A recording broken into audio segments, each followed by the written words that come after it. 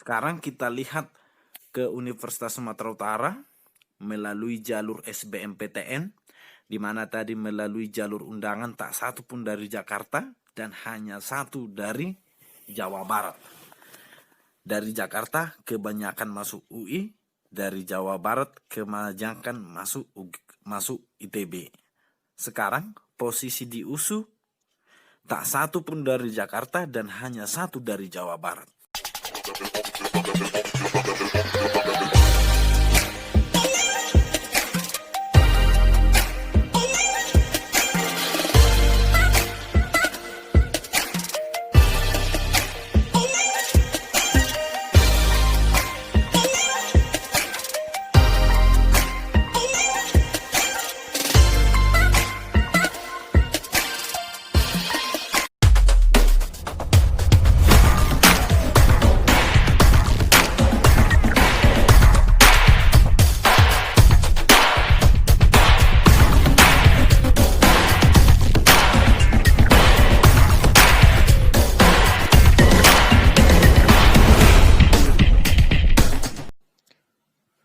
Teman-teman, hari ini kita akan membahas topik aktual untuk periode ini, yaitu apakah ada sistem zonasi di perguruan tinggi, baik melalui jalur undangan atau jalur tertulis, dan satu lagi, apakah ada sistem slot, artinya sistem slot kuota daerah terhadap perguruan tinggi, misalnya untuk FKUI dari Sumatera Utara maksimal 2 orang per tahunnya.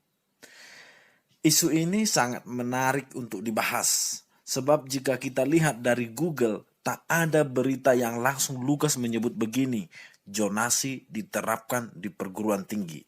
Yang ada, zonasi untuk sekolah dasar hingga menengah. Lalu, apakah sekolah dasar dan menengah adalah terpisah dari sekolah tinggi? Nalar kita akan menjawab bahwa baik pendidikan dasar dan menengah dengan pendidikan tinggi tidak saling terpisah. Semestinya begitu. Apalagi di periode ini, menteri yang mengurusi pendidikan dasar hingga tinggi sudah satu. Periode sebelumnya sempat terpisah, lalu kini disatukan lagi di bawah kendali Mendikbud Nadiem Makarim. Dan tahun lalu, karena zonasi sudah diterapkan di sekolah dasar dan menengah, Menristek Dikti waktu itu pun sudah menyebutkan akan mengevaluasi kuota SNMPTN. Alasannya adalah karena zonasi. Nah, kembali ke topik. Apakah ada sistem zonasi? Meski dari pencarian saya dari Google tidak ada kata yang tegas, namun saya merasa sangat yakin sistem zonasi sebenar-benarnya sudah diterapkan di perguruan tinggi, meski dengan cara yang soft dan alami. Kita tahu tujuan dari zonasi adalah memeratakan pendidikan. Sebab selama ini sekolah dengan label favorit sebenarnya bukan diperoleh secara alami atau betul-betul karena proses pembelajaran, namun karena best input. Artinya sesungguhnya masing-masing sekolah tidak jauh terpisah kualitasnya, semestinya begitu. Yang membuat jauh terpisah adalah best input. Saya pikir hal yang sama juga berlaku untuk perguruan tinggi kita. Nah, mungkinkah pemerataan pendidikan hanya dilakukan di pendidikan dasar dan menengah? Nalar kritis kita pasti menjawab tidak. Karena itu secara alami dan soft, zonasi sebenarnya diterapkan di perguruan tinggi meski teknisnya tidak seketat di pendidikan dasar dan menengah. Kita tahu pendidikan dasar dan menengah tempatnya banyak. Banyak pendaftar tak terlalu membuat proses seleksi siswa amat ketat. Beda dengan perguruan tinggi, di setiap zonasi atau regional, jumlah perguruan tinggi dan pendaftar sangat tidak sebanding. Karena itu, pendekatan radius dalam zonasi tidak diterapkan secara ketat. Bukan berarti begini maksudnya, bukan karena saya tetanggaan dengan USU, maka saya pasti langsung diterima di USU. Itu adalah zonasi sistem tempat. Namun, dalam perguruan tinggi, zonasinya berlapis. Ada seleksi berlapis. Dari hasil tes, Lalu setelah itu dikomparasikan dengan radius calon mahasiswa. Turunannya tentu jika tujuanmu ke perguruan tinggi X di Jakarta dengan skor 450, di saat yang sama ada temanmu dengan skor 450 atau sedikit di bawah, namun tinggal di Jakarta sementara kamu di Medan, maka akal sehat kita akan memilih temanmu yang lulus dan bukan kamu. Maka supaya kamu diterima di sana, skormu tentu harus jauh lebih tinggi. Oke. Kita lihat Universitas Indonesia untuk kedokteran. Tahun ini melalui jalur undangan yang diterima sebanyak 36 orang.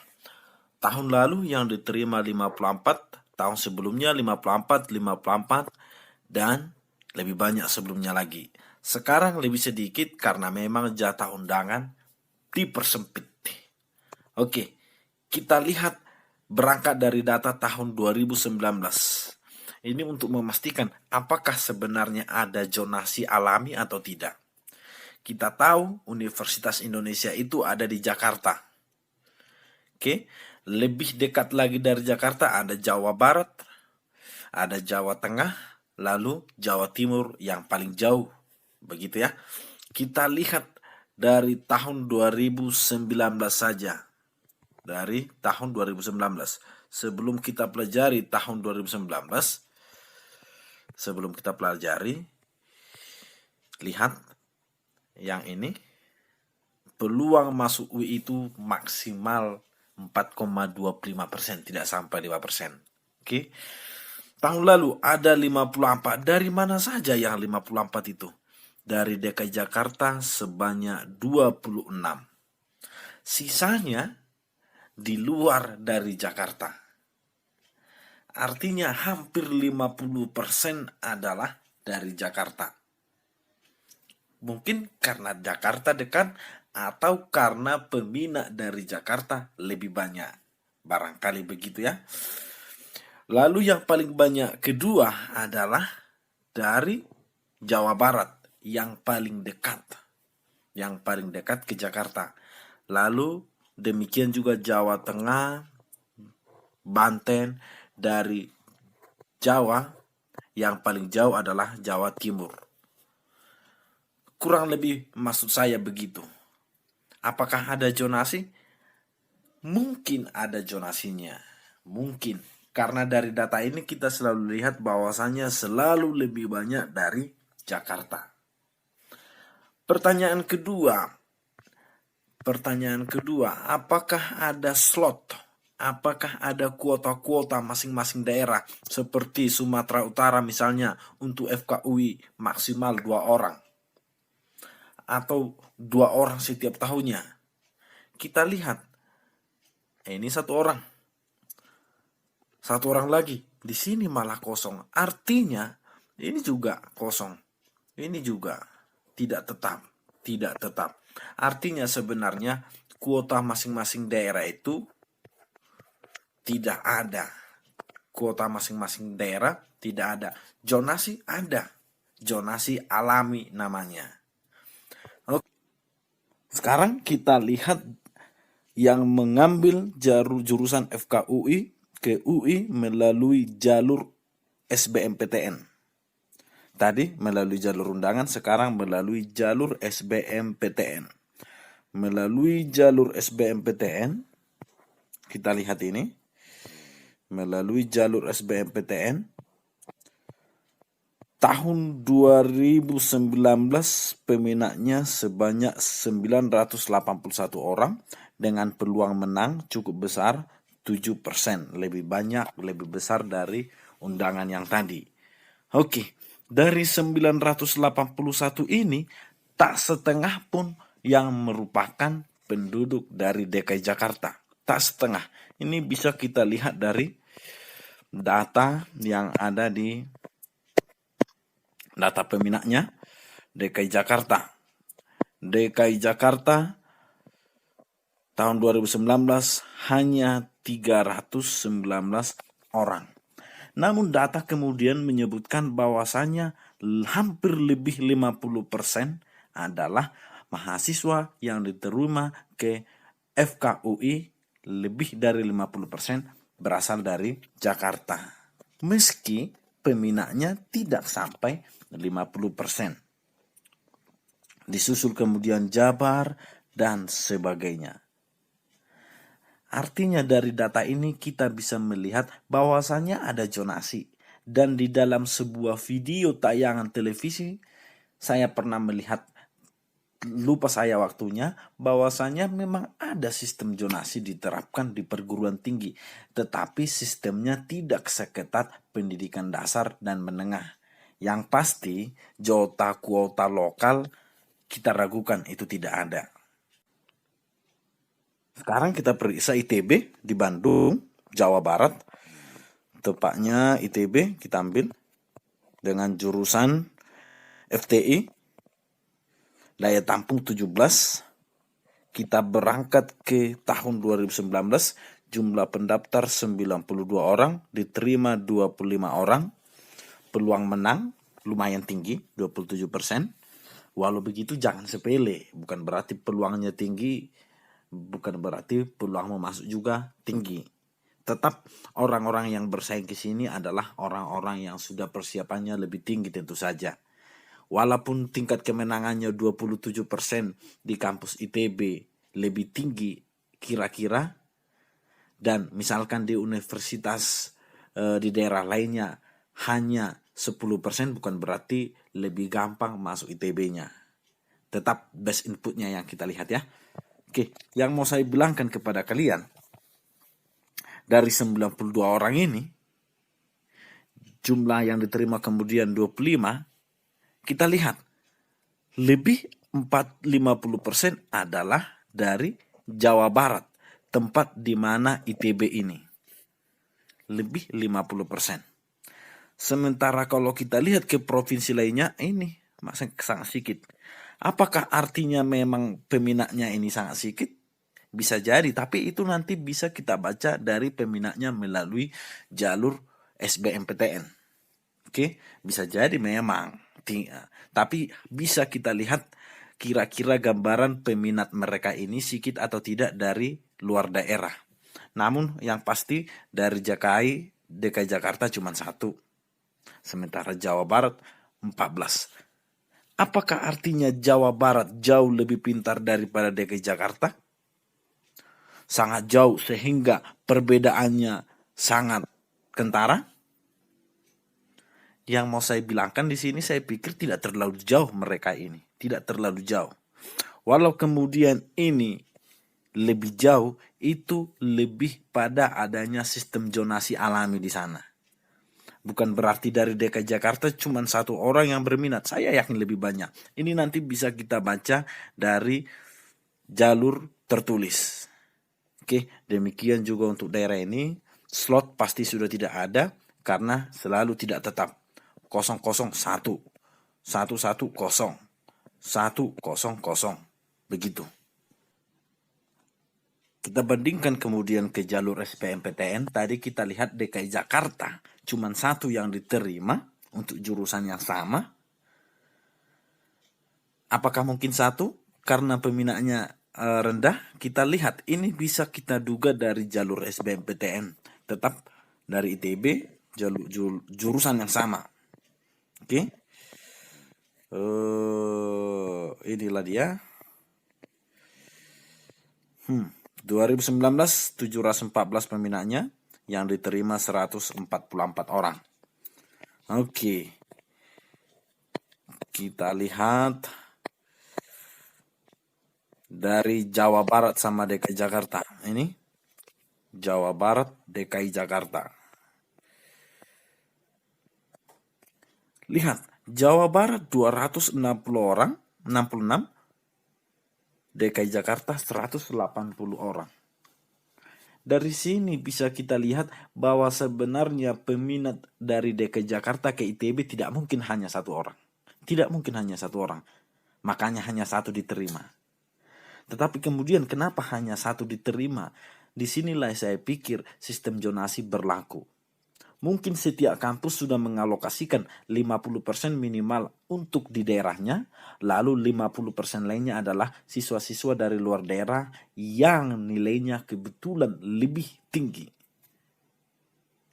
Jadi, zonasi itu sebenarnya sudah ada. Yang tidak ada itu adalah sistem slot masing-masing daerah.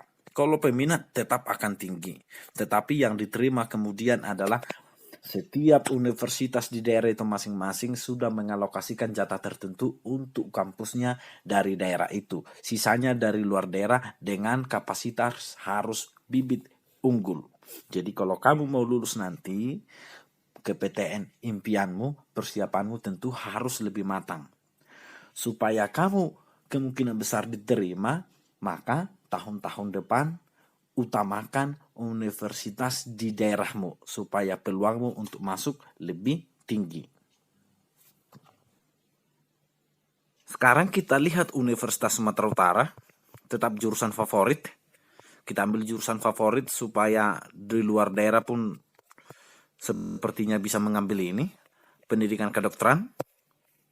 Oke, tahun 2019 jumlah pendaftar 1075, yang diterima 67. Demikian juga ini ya. Oke, dari 67 kemudian yang diterima melalui jalur undangan sebanyak 53 orang itu adalah dari Sumatera Utara. Dari tempat lainnya adalah sisanya. Kita lihat dari Jawa Barat yang diterima banyak di ITB ternyata hanya 1 orang. Dari DKI Jakarta yang diterima banyak di UI tidak ada di sini, tidak ada. Apakah artinya tidak ada dari DKI Jakarta yang peminat ke sini? Nanti kita lihat dari jalur tertulis. Dari jalur tertulis ini adalah salah satu gambaran bahwasannya SNMPTN sama SBMPTN sebenarnya beririsan, tidak jauh-jauh beda. Oke, tidak ada diterima FK USU dari Jakarta.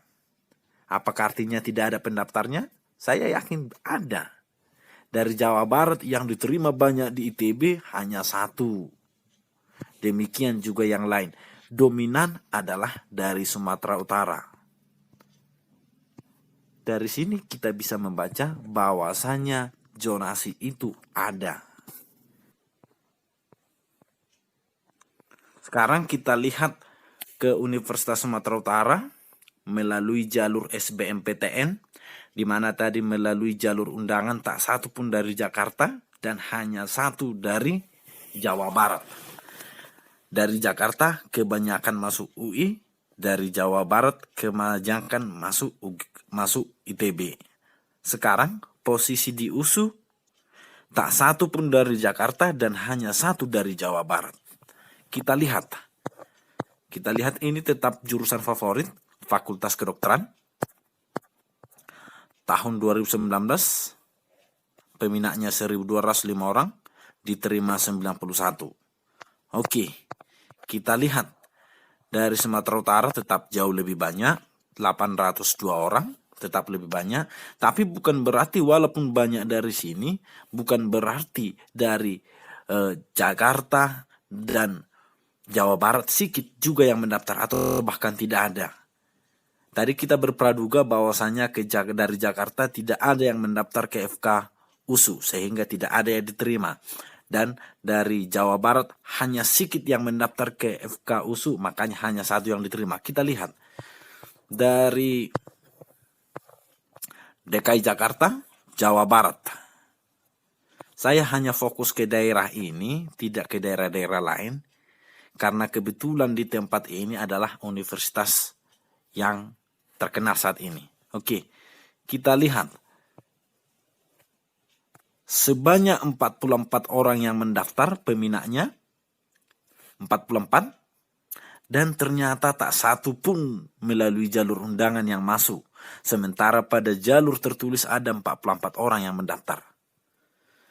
Dan 57 orang peminat FK USU melalui jalur tertulis, tapi hanya 1 orang yang kemudian diterima. Disinilah saya semakin yakin bahwasannya sistem zonasi di perguruan tinggi diterapkan meski caranya tidak sama persis seperti di sekolah. Kalau di sekolah menengah dan sekolah dasar, hanya karena kamu dekat ke sekolah itu maka kamu akan diterima. Di sini bukan berarti kalau kamu dekat dengan USU maka kamu sudah otomatis lulus. Tetapi tetap dinilai dari hasil tes tertulismu, kemudian dibandingkan, dikomparasikan dengan hal-hal lain. Terima kasih.